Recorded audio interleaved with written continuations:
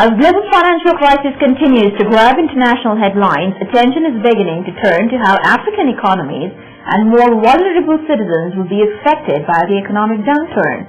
Sita Rose Wangiwi has more on rising poverty and falling standards of living within Kenya. This is Rose Wangiwi, a citizen journalist from Kenya, reporting on Instablogs. As the global financial crisis continues to grab international headlines, attention is beginning to turn to how Africa's economies and more vulnerable citizens will be affected. Kenya is particularly at the risk of social and political upheaval as a result of the crisis. Food prices have continued to soar, making the cost of living very expensive.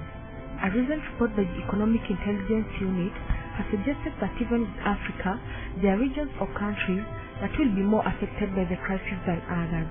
Kenya's vulnerability to the global crisis is primarily due to the inherent domestic factors such as years of poor infrastructure investment, rampant corruption, government profligacy, and the high cost of doing business in the region, among a litany of ills hampering the country's ability to mitigate the effects of the crisis. Poverty levels are also bound to rise as lack of employment continues to bite.